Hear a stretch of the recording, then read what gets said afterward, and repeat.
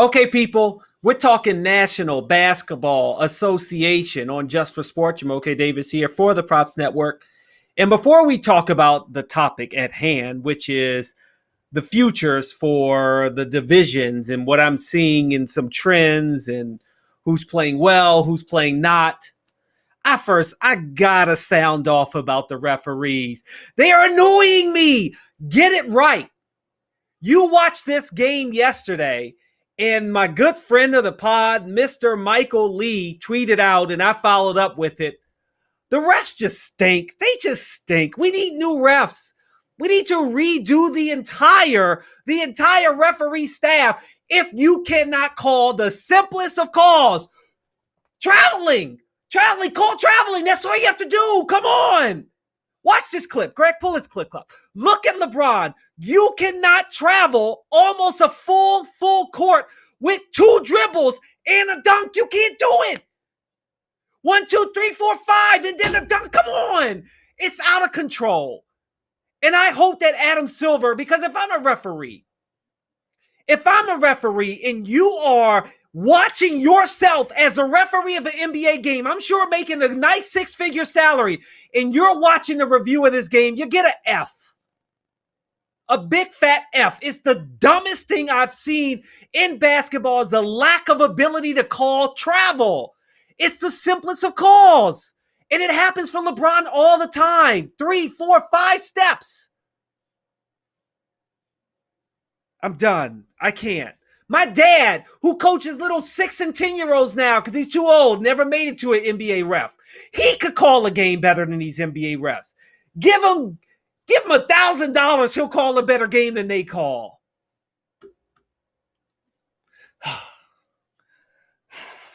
I'm coming down. I'm gonna come down. I can't take it. I can't. It's the one call that bothers me more than anything. Fouls are tough to call. I get that. Okay? There's some things that you're just not quite sure where to go. And the I know they're moving fast, but they're not moving 5 steps fast. I'm sure you can see feet walking or running on a court and know if somebody took 2 steps or 5 without a dribble. It's simple. It's very simple. Now, what's not so simple is trying to pick who you think is going to win a division when you're trying to make some money off of it. And that's what we're going to talk about. When you see the greatness that is Anthony Davis go down in that game yesterday versus Denver, it's like, uh-oh, what's happening here? And you see the Phoenix Suns have won 6 in a row. And they're 3 games back. And the Clippers have won a game. They're a game back. They've won 3 in a row. So then I started thinking about the whole NBA conference, the association and the conferences, and breaking it down to divisions. And we're going to start with the Atlantic Division. Sorry, Greg, if I threw you off there. How many of you watched the Celtics-Lakers game that ABC was touting as, these two, they both won 18 NBA championships. They're tied at the top, the greatest basketball dynasties of all time. I'll give you that they are. But what I saw in a team in the Lakers and the Celtics are the Lakers have it. And I know a big part of that is LeBron. I know that. But something is not right with the Celtics. They're 500. 500. The 76ers, who scooped up Doc Rivers faster than he could empty out his house and office as he was fired from the Clippers. They will take him. They're in first place, 18-9 on the season. There is something to be said for the ability for a team to take on the persona of the head coach. The 76ers seem to have been elevated. They're more confident with Doc Rivers at the helm. Now, granted, he hasn't done well in the playoffs, but we're not talking about the playoffs. We're talking about who can win the division. And if you're looking at the props network and you're seeing the odds of who can win the division, I don't know how you cannot go with the 76ers. But I'm surprised. I'm saying that because to me, I'm surprised. I know that Joel Embiid, I'm not that great, not that much of a Ben Simmons fan. I think he's a little overrated, but they're playing well as a team. And Joel Embiid has his own health issues.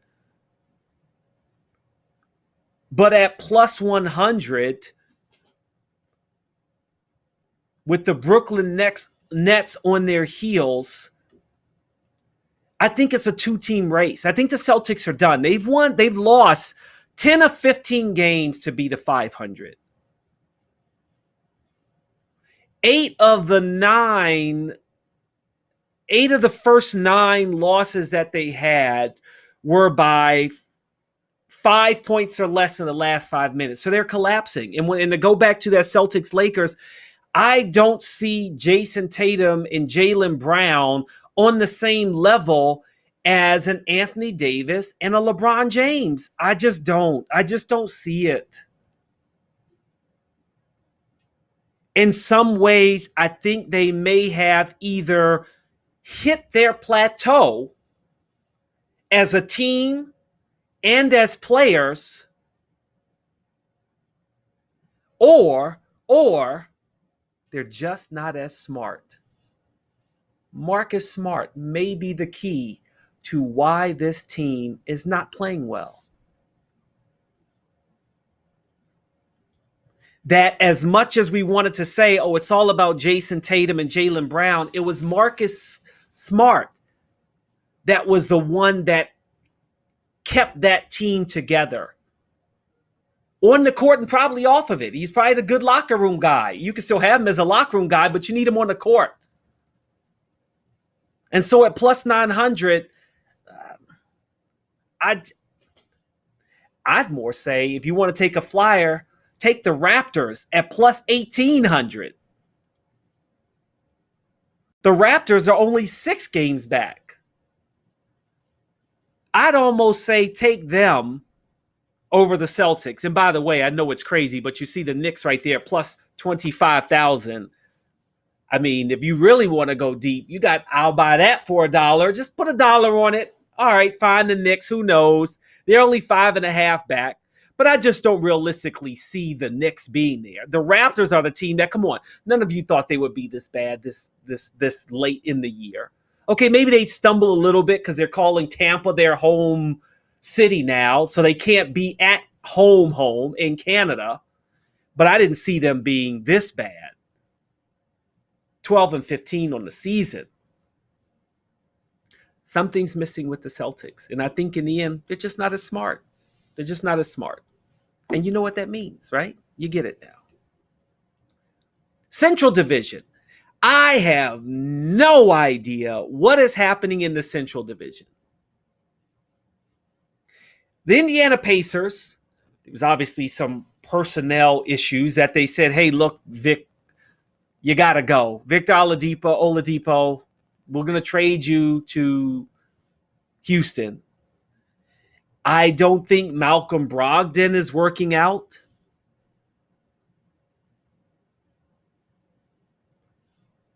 I think Milwaukee at minus 1430. This division, it's over. It's over. And now you've got the Cavs and the Pistons. The Pistons are sitting Blake Griffin. The Cavs, they're not playing Andre Drummond because the trade deadline's coming up. So you're going to see a lot of shifts here. And that's also another reason why before the trade deadline hits, get your picks in specifically for the long shots. Now, granted, with the injury, maybe the Lakers are going to make a move too, but it's some of those lower tier teams in the Central Division that are trying to decide what they want to do. Cavs, Pistons have given up on the season, but maybe a team like an Indiana, who I don't quite know what they're doing, or as we get to the Charlotte Hornets in the Southeast Division next, we're still in the Central, but maybe they're going to try to make a move. And this could be an opportunity for you to take a team that you did not expect. You know, maybe even the Chicago Bulls, as we're still in the Central Division. I mean, they're only 5 games back of Milwaukee. Milwaukee is 16-11. It's 16-11. They've lost 3 in a row. I think Milwaukee is also missing a piece. Most likely, they will win the Central. But if you've got a Blake Griffin and an Andre Drummond just sitting out there in the Central Division and you need a piece or two, maybe if you're the Pacers or the Bulls, you say, you know what? We've got a shot to catch the Bucks. We need one more piece. So before that number rises, which I know it's a long shot for the Bulls at plus 15,000, put $1 on that. Win 150.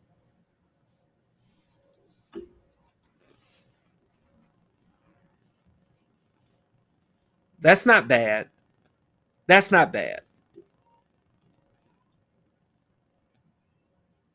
But I don't think the Deer fear any team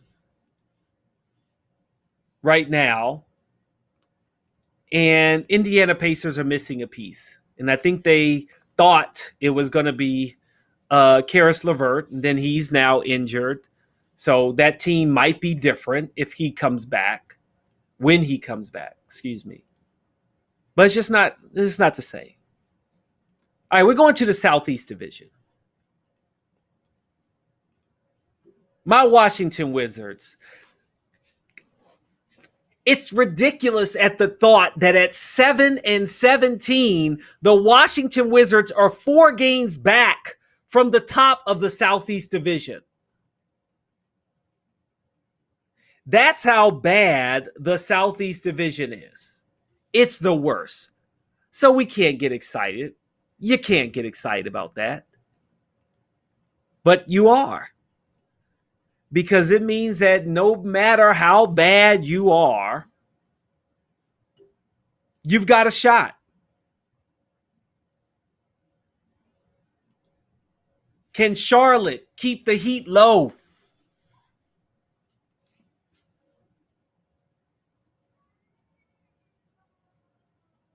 I'm not quite sure. In what happened in Miami, you think about the fact that they pretty much kept the team intact. If you're a Miami fan, you were like, let's just run it back. Run it back. We made it to the NBA Finals. Keep this team. Let's go.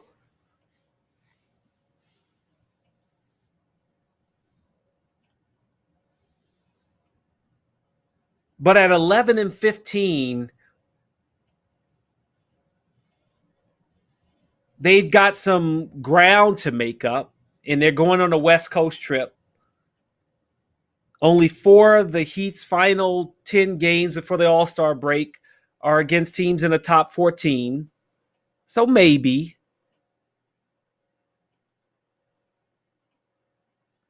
They get Goran Dragic back. Maybe they can do something. Maybe. But this division is one of the divisions that, in my mind, is still up for grabs. Any of these 5 teams can win it at this point. And I know that's ridiculous, especially when you talk about the Wizards. But the Wizards are only 4 games back. The Magic are 3. The Hawks and Heat are 1 game back of the Charlotte Hornets, who have LaMelo Ball, and he's just got them balling. He's got them playing well, but this should be the Heat's to win outright. And that's why they're still favored at minus 162. Which also means if you take the Hornets right now at plus 800, that's a good pick too. That's a good pick. Now, IceTrae and the Hawks, as I said when I went on NBA picks and props, not a big fan of any team when the point guard's your best player. I think he just needs more. And they're already saying that John Collins is possibly on the trading block as well. The Hawks are 11-15. They've lost 3 in a row. They've lost. They're 3-7 in their last 10. They don't have a winning record at home or on the road. I'm not going to say that they're going to blow it up, but it's not going to be easy. It's not going to be easy. I think it's only going to be tougher from here. Northwest Division. You got the Utah Jazz at minus 500, the Nuggets at plus 350, Trailblazers at plus 900. That's the team I like. The Trailblazers at plus 900. You can never, ever, ever go wrong with Dame time. You just can't. Their defense is not great, but you got re-energized, if you will. Carmelo Anthony is playing better. CJ McCollum out does hurt the Trailblazers. I think in the end, the Jazz maybe are peaking too early. I mean, they won 7 in a row, 9-1 in their last 10. The best team in all of the NBA. But I think they're peaking too early. The Trailblazers are 5.5 back, and the Nuggets are 6.5 back. You could do the Nuggets at plus 350.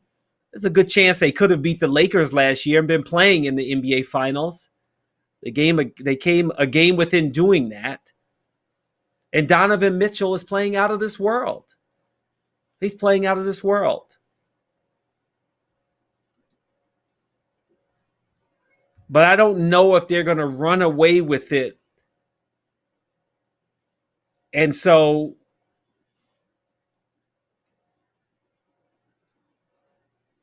I could put some money on the Trailblazers.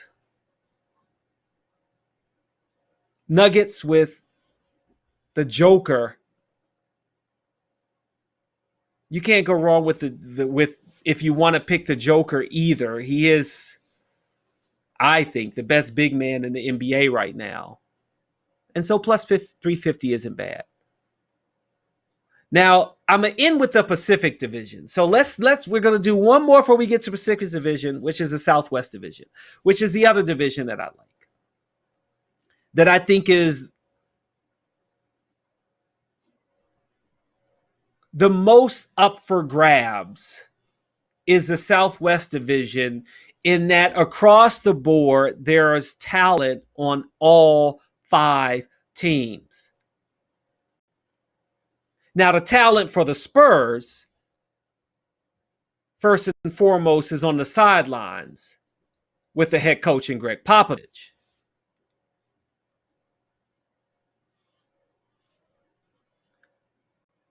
But DeMar DeRozan has really played well. And the Spurs have balanced scoring. And they're back. They're back. They're 16-11 on the season. 9-3 on the road, 7-3 in their last 10. They won 2 in a row.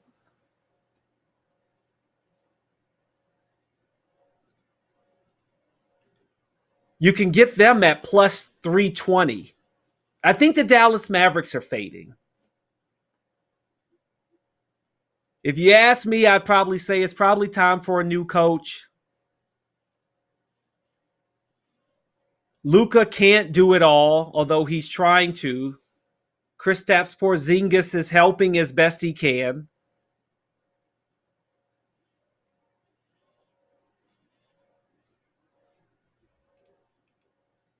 But that Dallas team, I just don't know.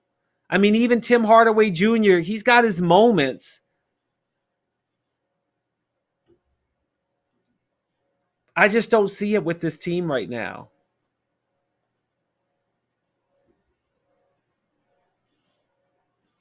But then the key is, and the reason why I like it is you've got the Grizzlies led by Ja Morant, again, the point guard being the best player. I don't see that being a winning formula. But you've got the Pelicans. They're 4.5 back.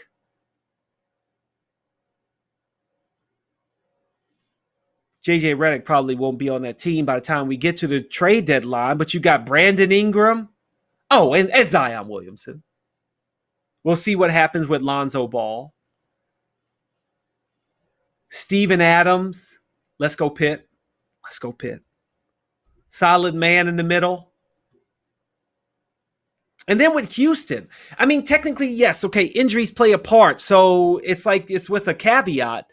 But if you said, okay, you get a healthy Victor Oladipo, John Wall, and DeMarcus Cousins, that's a three-headed monster. Now, they play the Wizards tonight. That's going to be a good one. I can't wait to see that one. That's going to be fun. Get my popcorn ready for that one. John Wall returns back to D.C., but overall, with the Southwest Division, I think in some ways it's up for grabs. Then Houston Rockets, they were playing well, and then they've lost 4 or 5, so they're sliding, unfortunately. They've lost 5 in a row, excuse me. They were trending up. But all of these teams, Spurs, Grizzlies, Mavericks, Rockets, Pelicans, I think you put all of the names in a hat and you pull one out, that could be your division winner. That could be your division winner. All right, we're ending with the Pacific Division.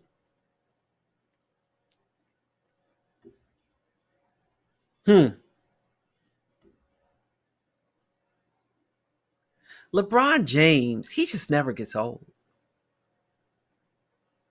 I mean, he's almost at 20 seasons and he looks the same. It's effortless. He rarely gets injured. He's a floor general, very much like Magic Johnson, a point forward. He's amazing. But if Anthony Davis is out for any significant time, and I think he will be out for a significant amount of time, probably won't be 100% by the time you get to the playoffs. I think it's time to start looking at other teams and get your money in now. The reason why I say before the trade deadline is because the Sharks are in the water on the Lakers. The Clippers are like, okay, we're back in it. And I know it's ridiculous to say we're back in it, but in my mind, I just feel like the Lakers were hands down the best team. Playoff P, give me a break. Come on now. If you win the NBA Finals this year, I'm saying it right now, I will refer to Paul George as playoff P the rest of his career, and I won't make a smirk or say anything crazy. He'll just be playoff P. But right now, nah. It's not cutting it. But the Clippers are only a game back. And they're at plus 150.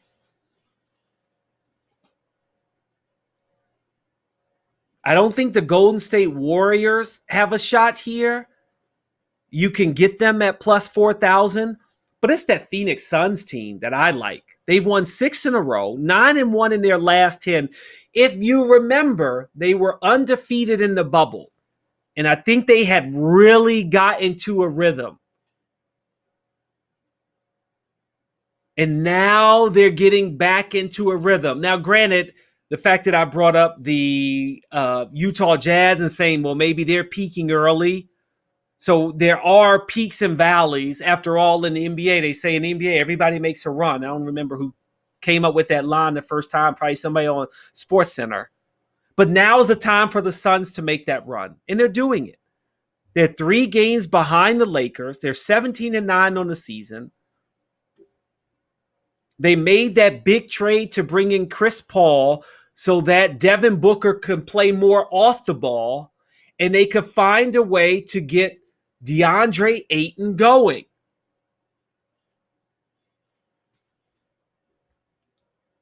They're playing excellent basketball. And Devin Booker's just cold. He's just cold. And I mean that in a good way, obviously. Cameron Payne. Let's go Pitt. Cameron Johnson. I said Cameron Payne. Cameron Johnson. Yeah, he went to Pitt before he went to North Carolina. I just think this team has all of the pieces. At the top, I talked about the Boston Celtics and missing Marcus Smart. You got a Jay Crowder who knows his role, plays it well. Frank the Tank, Frank Kaminsky plays his role well. Mikal Bridges plays his role well. Dario Saric. I like the makeup of this team. And they're young. They're a young team. Chris Paul is the only player who has double digits next to his years as far as experience. So that can go both ways. You can say this team they're just young. They're just playing free. And I like it. I like it. And I like those odds at plus 2,000. Take it now. Take it now while you got the value. I just feel like I don't know about these Lakers. And I know the fact that the Suns are in the Lakers and Clippers division makes it the hardest one for the Suns to rise above, if you will, the Lakers and Clippers, the Suns possibly. But at the same time, it's not like they play the Lakers and Clippers every night. They're a solid team. You should think about it. You should think about it. All right. So that's my pick. You're looking for a long shot? Take the Suns in the Pacific Division. That's what you should do. Southwest Division. Oh boy, I think you probably are going to say, well, I'm going to stick with the Mavericks to win it because you love Luka. But I think I'd pick the Spurs at 320 if I had to. If I had to, that's who I'd pick. Northwest. I like the Trailblazers at plus 900 as a long shot. But I think you go Nuggets at plus 350. Plus 350. Central Division, I have no idea. I couldn't even figure out. There's no way the Bucks are losing that. That's it. No way the Bucks are losing it. And I like the Sixers in the Atlantic Division. And last one, in my favorite division, where my Washington Wizards are, I think the Heat will heat up. Didn't have a line for that one. I think the Heat will heat up. But then that means at minus 162, you're not getting any value there. But that's what I got. All right, that'll do it for my NBA segment. Hope you all enjoyed that. Hopefully, I helped you make an informed decision of that. I'm trying to help you find some value in a long shot, not taking the favorites, reading what's happening. Those Lakers, sharks swimming in the water. All right, if you don't just want to hear from me, we got a lot more for you on the Props Network. We got Joel Walkowski. He's doing his NBA daily picks. And he also hosts his show, The Walk On the Props Network. You check that out on YouTube, Facebook, and Twitch. And then we got NBA Picks and Props with Dexter Henry and the gang. I feel like you got a lot of NBA knowledge. And I sprinkled in a little bit of tennis for you. Just a little bit. A little Champions League. You get a little something different. And I hope you like it here on the Props Network. We got a lot for you. So subscribe to our YouTube channel to check out all of our content. We'll be right here every week. Every week on the propsnetwork.com. We got live odds to help you make daily picks. So we got everything you need. Just stick with us.